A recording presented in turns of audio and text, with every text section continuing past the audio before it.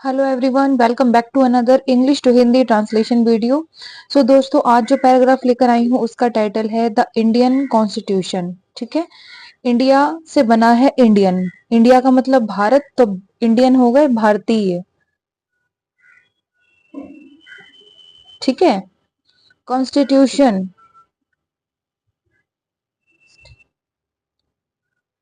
Constitution का मतलब क्या होता है? संविधान।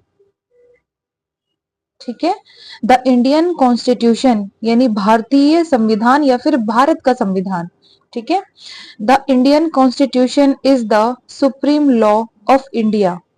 इंडियन कॉन्स्टिट्यूशन यानी कि भारतीय संविधान, इज यानी है, द सुप्रीम लॉ। सुप्रीम का मतलब होता है सर्वोच्च। सर्वोच्च का मतलब सबसे ऊंचा यानी कि सबसे बड़ा। लॉ यानी कि कानून।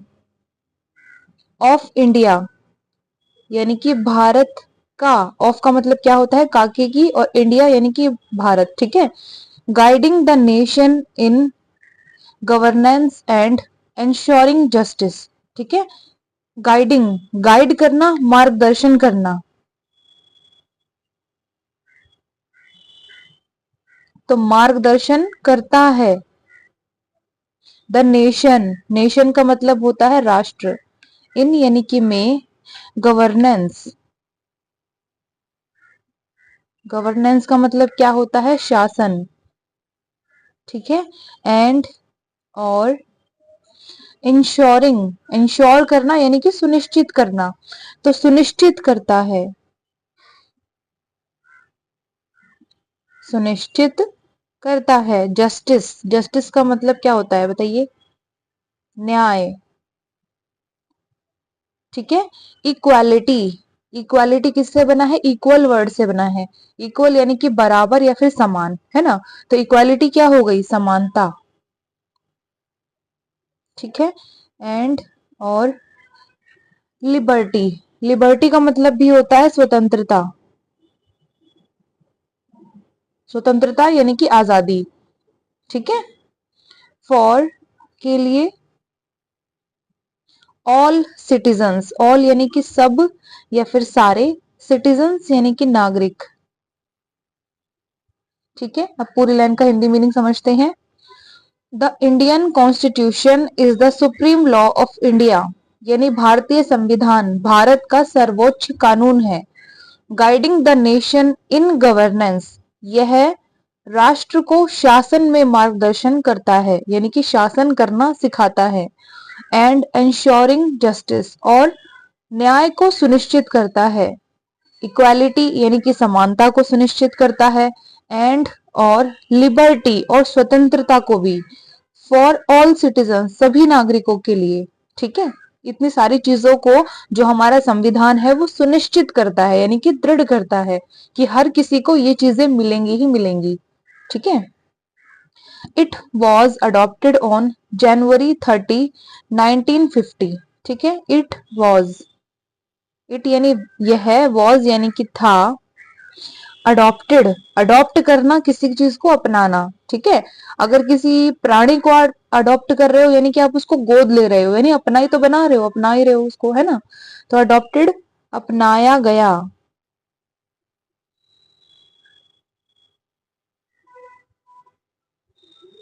और था के लिए हमने वॉज पहले लगा दिया था। ठीक है।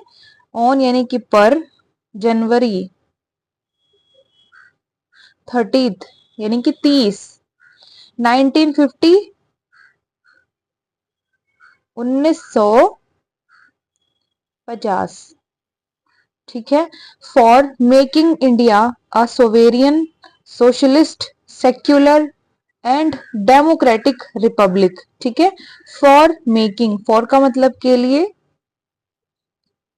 मेकिंग यानी कि बनाना। इंडिया यानी कि भारत। और यानी कि एक, सोवेरियन,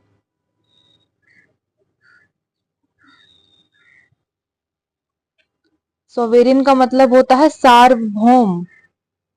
सार्वभौम का मतलब सभी लोग एक जैसे हों, एकता हो उनमें, ठीक है।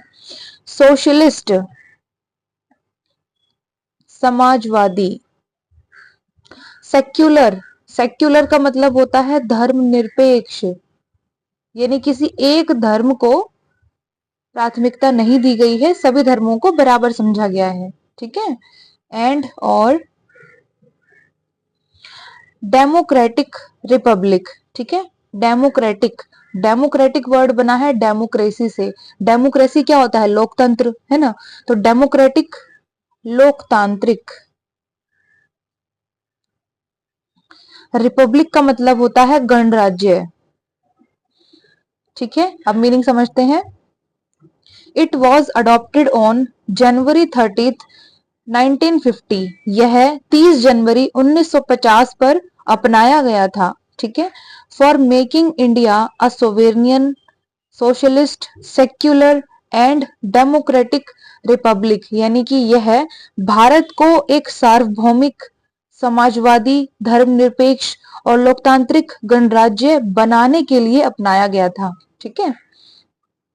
Doctor B R Ambedkar, known as the father, doctor, पूरी लाइन एक्चुअली पीछे है, तो पहले इसी पेज पे जितना कवर हो रहा है पहले हम उसी को पढ़ लेते हैं, ठीक है। बी आर अंबेडकर, ये नाम आपने पहले भी सुना होगा, है ना, बाबा साहेब अंबेडकर, जिनका पूरा नाम क्या था? भीमराव, ठीक है, अंबेडकर। नोन, जाने जाते हैं। एज, एज का मतलब है के रूप में। द फादर, फादर का मतलब पिता या फिर जनक, ठीक है। ऑफ का के की। द इंडियन, यानी कि भारतीय। कॉन्स्टिट्यूशन, यानी कि संविधान, ठीक है। प्लेड अ की रोल इन ड्राफ्टिंग इट, ठीक है। प्लेड, प्लेड, प्ले के पीछे ईडी है, यानी कि पास्ट फॉर्म है, ठीक है। प्ले करना यानी कि खेलना या फिर निभाना। तो यहाँ पर जो प्ले है इसका मतलब है निभाया या फिर निभाई। अ की रोल, अ यानी कि एक, की रोल का मतलब होता है प्रमुख भूमिका, ठीक है। इन यानी कि में, ड्राफ्टिंग इट, ड्राफ्ट करना, किसी चीज का ड्राफ्ट करना यानी कि उसको प्रारूप देना, उसको रूपांकित करना, रूप देना उसको, ठीक है। तो इसको हम बोलते हैं प्रारूपण। यानी कोई चीज है उसका कोई रूप नहीं है, आप उसको एक आकार दे रहे हो, किताब के रूप में उसको बना रहे हो, ठीक है। कोई विचार है, कोई थॉट है इंसानों का, किसी ने कुछ बताया, किसी ने कुछ बताया, तो वो उसको आप लिख के एक बुक की शेप में लोगों को दिखा रहे हो कि हाँ ये जो भी आपने बताया है ये इस किताब में हमने लिख दिया, तो एक उसका रूप हो गया जो विचार बताए गए, ठीक है। तो उसको बोलते हैं हम ड्राफ्ट करना। इट यानी कि उसे या फिर वह। अब मीनिंग समझते हैं पूरी लाइन का। डॉक्टर बी आर अंबेडकर, यानी कि doctor Bhimrao Ambedkar, known as the father of the Indian constitution, यानी कि भारतीय संविधान के जनक के रूप में जाने जाते हैं। प्लेड अ की रोल इन ड्राफ्टिंग इट, उन्होंने इसे प्रारूपण करने में यानी कि इसको रूप देने में एक प्रमुख भूमिका निभाई, ठीक है। किसको प्रारूप देने में? कॉन्स्टिट्यूशन को, यानी कि संविधान को, ठीक है। Our constitution is the longest written constitution in the world. Our constitution यानी कि हमारा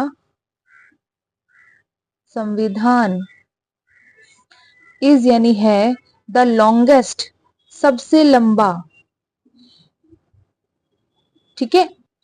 लॉन्गेस्ट वर्ड बना है लॉन्ग से, ठीक है।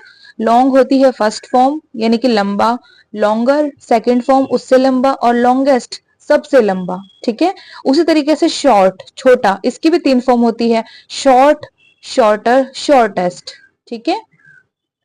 रिटन लिखा हुआ, ठीक है। राइट, रोट, रिटन, ये 3 फॉर्म होती है इस वर्ब की। तो रिटन होती है लास्ट फॉर्म, तो लिखा हुआ यानी कि पास्ट में लिखा जा चुका है।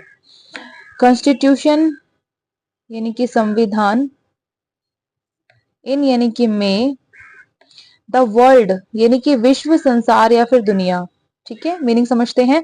Our constitution is the longest written constitution in the world, यानी हमारा संविधान विश्व में सबसे लंबा लिखा हुआ संविधान है। ठीक है। It guarantees fundamental rights such as freedom of speech, equality before the law. ठीक है। इट गारंटीज, इट यानी कि यह है, गारंटीज, गारंटी देना यानी कि जिम्मा लेना, यानी कि जिम्मेदारी लेना, तो जिम्मा लेता है। फंडामेंटल राइट्स, मौलिक या फिर मूलभूत, यानी कि बेसिक, राइट्स यानी कि अधिकार। ठीक है। इट गारंटीज फंडामेंटल राइट्स, यह है मौलिक अधिकारों का या फिर मूलभूत अधिकारों का जिम्मा लेता है। सच एज, सच एज का मतलब होता है जैसे कि, फ्रीडम यानी कि स्वतंत्रता, ऑफ का के की, स्पीच, स्पीच का मतलब होता है भाषण, भाषण की स्वतंत्रता यानी कि बोलने की आजादी। ठीक है।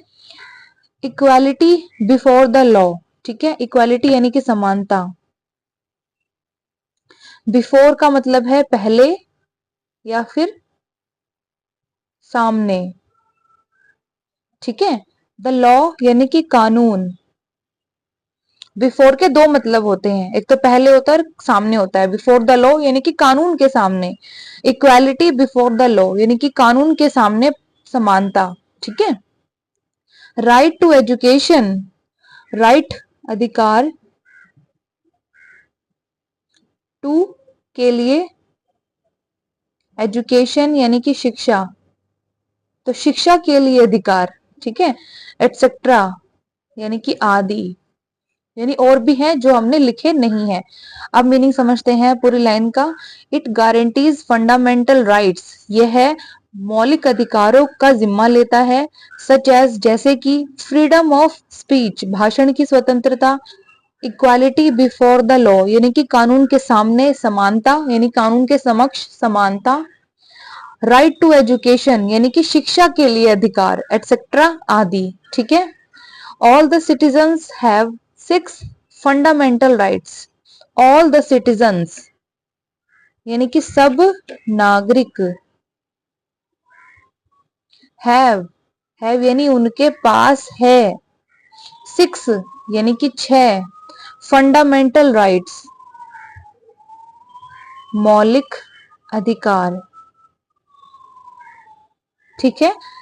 All the citizens have 6 fundamental rights, सभी नागरिकों के पास या फिर सब या फिर सारे नागरिकों के पास 6 मौलिक अधिकार है। ठीक है। It also outlines duties and responsibilities for citizens. It यानी कि यह है, ऑल्सो का मतलब भी, आउटलाइन, किसी चीज को आउटलाइन करना यानी कि रेखांकित करना, तो आउटलाइंस रेखांकित करता है।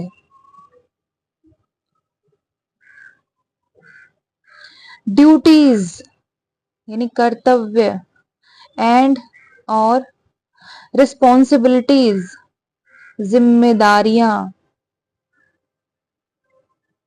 ठीक है। फॉर सिटीजन्स, फॉर का मतलब के लिए और सिटीजन्स यानी कि नागरिक।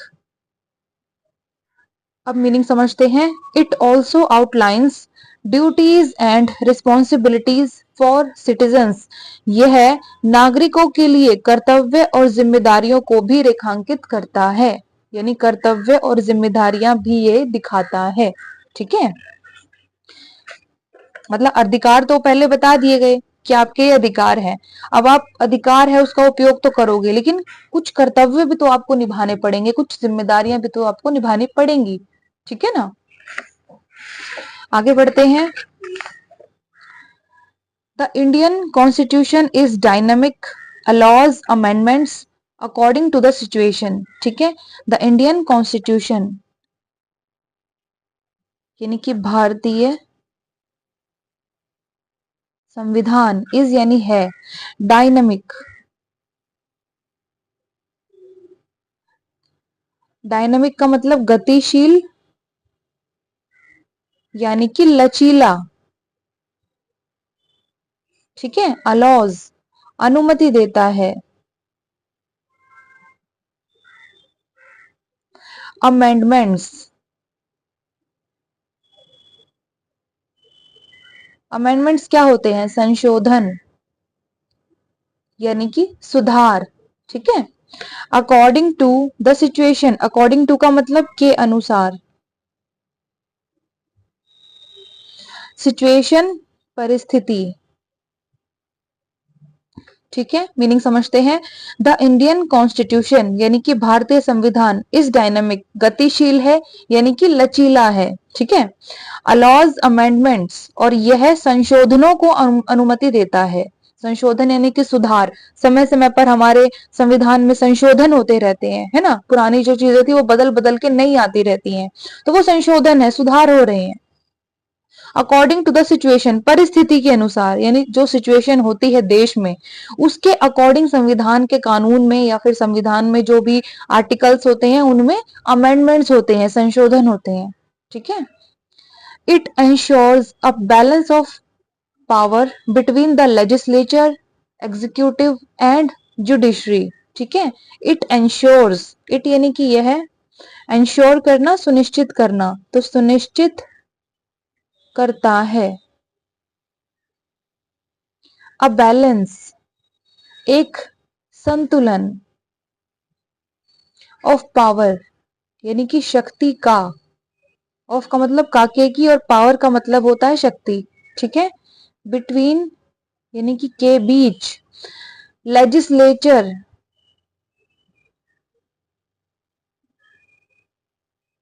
ठीक है।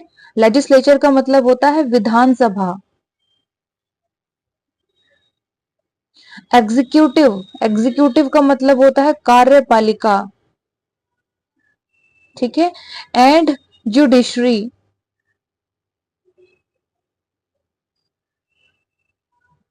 जुडिशरी क्या होता है? न्यायपालिका, ठीक है। अब मीनिंग समझते हैं। It ensures a balance of power, यह शक्ति का एक संतुलन सुनिश्चित करता है। Between the legislature, executive and judiciary यानी कि विधानसभा, कार्यपालिका और न्यायपालिका के बीच, ठीक है।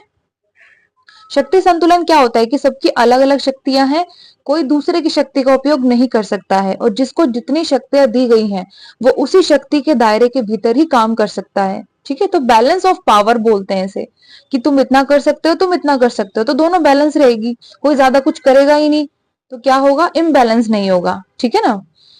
आगे बढ़ते हैं। While safeguarding the rights of all, ठीक है। वाइल के दौरान, सेफ गार्डिंग, सेफ गार्ड करना यानी कि सुरक्षा करना या फिर सुरक्षित करना। द राइट्स यानी कि अधिकार, ऑफ ऑल यानी कि सबके, ऑल मतलब सब या फिर सारे, और ऑफ का मतलब काके की, ठीक है। Makes them the backbone of India's democracy, makes बनाता है,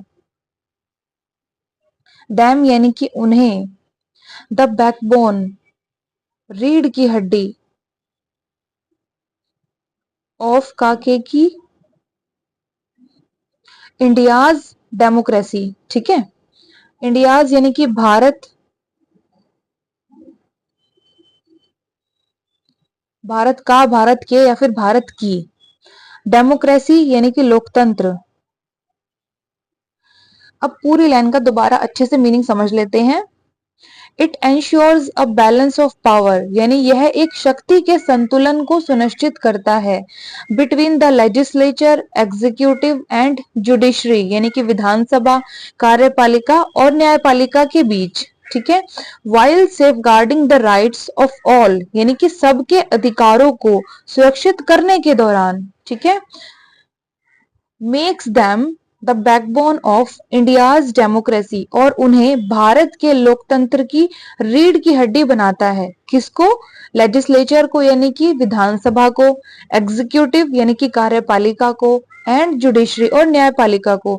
ये जो न्याय के या फिर कानून के सबसे जरूरी 3 अंग हैं, इनको भारत के लोकतंत्र की रीढ़ की हड्डी बनाता है।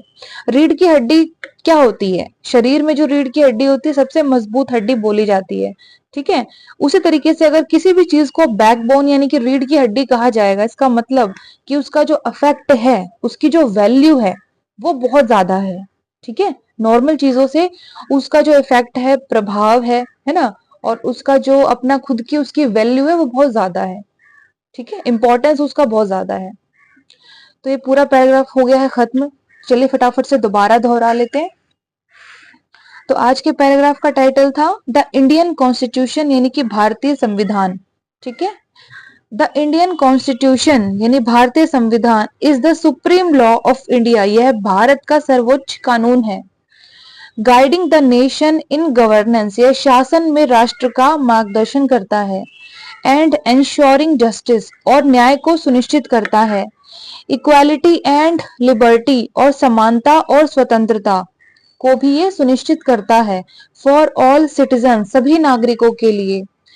इट वॉज अडॉप्टेड, यह अपनाया गया था। ऑन जनवरी 30, 1950, 30 जनवरी 1950 पर, ठीक है। For making India a sovereign, socialist, secular and democratic Republic, यानी कि भारत को सार्वभौम, समाजवादी, धर्मनिरपेक्ष और लोकतांत्रिक गणराज्य बनाने के लिए। डॉक्टर बी आर अंबेडकर यानी कि डॉक्टर भीमराव अंबेडकर नोन जाने जाते हैं as the father of Indian constitution, यानी कि भारतीय संविधान के जनक के रूप में। प्लेड अ की रोल, उन्होंने एक प्रमुख भूमिका निभाई है। इन ड्राफ्टिंग इट, उसे प्रारूप करने में या फिर उसे प्रारूपण देने में, ठीक है। Our constitution, हमारा संविधान is the longest written constitution in the world, यह विश्व में सबसे लंबा लिखा हुआ संविधान है, ठीक है। इट गारंटीज फंडामेंटल राइट्स, यह मौलिक अधिकारों का जिम्मा लेता है। सच एज, जैसे कि फ्रीडम ऑफ स्पीच, भाषण की स्वतंत्रता। इक्वालिटी बिफोर द लॉ, यानी कि कानून के सामने समानता या फिर कानून के समक्ष समानता। राइट टू एजुकेशन, यानी कि शिक्षा के लिए अधिकार, एटसेट्रा यानी आदि। All the citizens have 6 fundamental rights, सभी नागरिकों के पास 6 मौलिक अधिकार होते हैं। It also outlines duties and responsibilities for citizens, यह नागरिकों के लिए कर्तव्य और जिम्मेदारियों को भी रेखांकित करता है, ठीक है। The Indian constitution is dynamic, यानी भारतीय संविधान लचीला है। अलाउज अमेंडमेंट्स, और यह संशोधनों को अनुमति देता है। अकॉर्डिंग टू द सिचुएशन, परिस्थिति के अनुसार, ठीक है। It ensures a balance of power, यह शक्ति के एक संतुलन को सुनिश्चित करता है। Between the legislature, executive and judiciary, यानी विधानसभा, कार्यपालिका और न्यायपालिका के बीच। While safeguarding the rights of all, यानी कि सबके अधिकारों को सुरक्षित करने के दौरान, ठीक है। Makes them the backbone of India's democracy, और उन्हें भारत के लोकतंत्र की रीढ़ की हड्डी बनाता है, ठीक है। यानी जो संविधान है वो लेजिस्लेचर को, एग्जीक्यूटिव और जुडिशरी, विधानसभा, कार्यपालिका और न्यायपालिका को भारत के लोकतंत्र की रीढ़ की हड्डी बनाता है। इसी की वजह से भारत में लोकतंत्र टिका हुआ है, क्योंकि हर एक डिपार्टमेंट को अपना अलग काम सौंपा गया है। कोई किसी के काम में दखल अंदाजी नहीं करता है, सबकी अलग अलग पावर्स हैं, ठीक है। और पावर्स के साथ साथ उनके कर्तव्य भी हैं, ड्यूटीज भी हैं, रिस्पॉन्सिबिलिटीज भी हैं, ठीक है दोस्तों। तो ये पूरा पैराग्राफ हो गया है खत्म। तो कैसा लगा कमेंट सेक्शन में बताइएगा। कोई चीज ना समझ में आए तो पूछिएगा जरूर, मैं आपको जवाब जरूर दूंगी। तो चलिए अब कल मिलते हैं इसी समय एक और दूसरी मजेदार इंग्लिश टू हिंदी ट्रांसलेशन वाली वीडियो के साथ। तब तक के लिए गॉड ब्लेस यू ऑल।